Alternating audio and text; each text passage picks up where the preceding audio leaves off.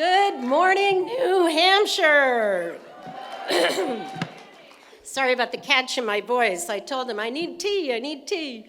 I am so pleased and deeply honored to be with you this morning to announce that I am endorsing Mayor Pete Buttigieg to be the next president of the United States.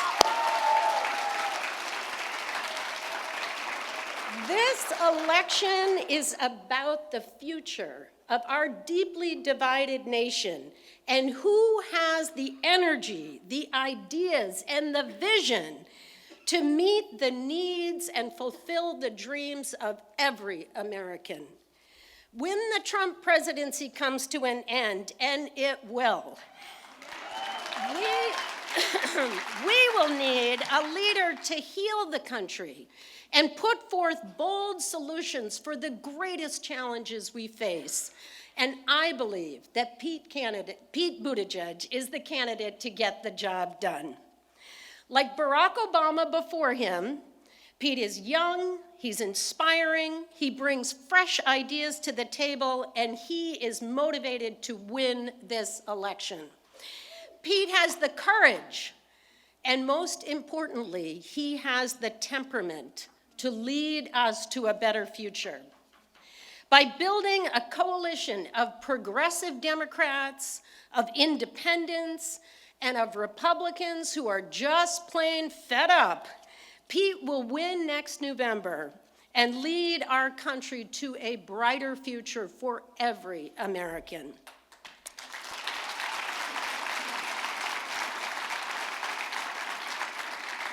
Now, I first met Pete last winter at Gibson's bookstore on Main Street in Concord on his first trip to New Hampshire.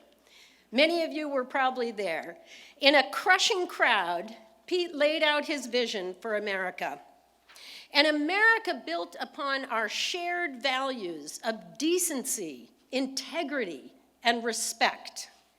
An America where we all stand together and there is opportunity for every family to thrive and succeed. Pete shared his military experience as an intelligence officer in the Naval Reserve and talked about his 2014 deployment to Afghanistan.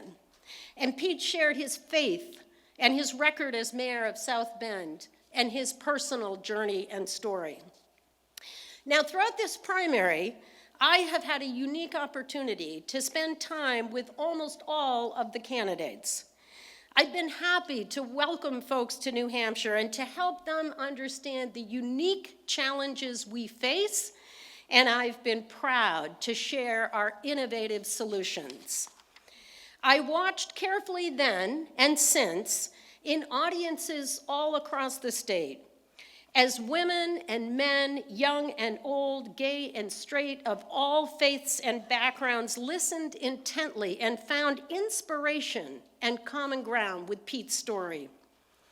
In recent weeks, as I've made my decision, Mayor Pete's story has come into even sharper focus as we approach the first-in-the-nation presidential primary.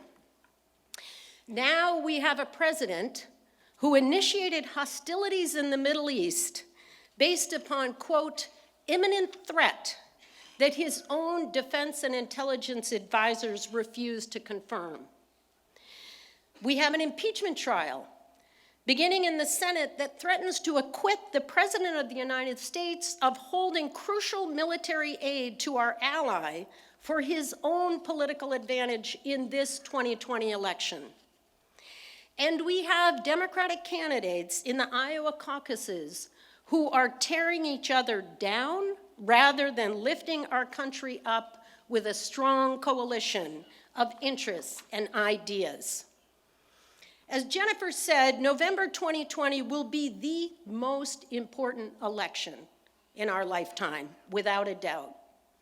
In my view, Pete Buttigieg is the candidate with the ideas, the integrity, the energy, and the temperament to win the general election, and even more importantly, to bring our country together and move us all forward to a brighter future. A future when Americans will have access to quality health care that everyone can afford.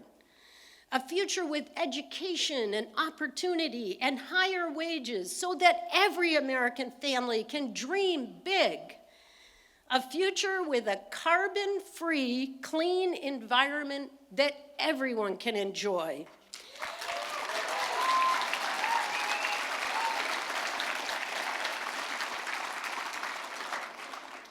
And most importantly, a future with the promise that whoever you are, wherever you live, and whoever you love, the future will be bright for you and your family.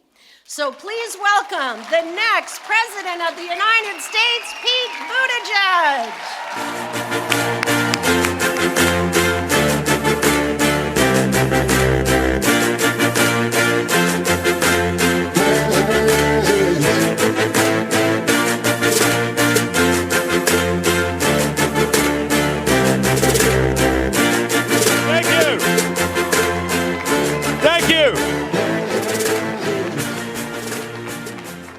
Thank you so much, Congresswoman Annie Kuster, for your support and for your leadership and your tireless advocacy for your constituents here in New Hampshire. I have seen Representative Kuster demonstrating so much leadership on issues from tackling the opioid crisis to the political and social and economic empowerment of women, to making sure that the climate is one where we will all be able to thrive for generations. But more than her attention and commitment to the issues, I've also had opportunities to talk with her about the qualities that are so important in government and leadership. She shared with me the values that she was raised on. We talked about courage and grace. And don't we need an awful lot more of that on Capitol Hill? That's why it's so important that New Hampshire return her to Washington, and I can't wait to work at her side.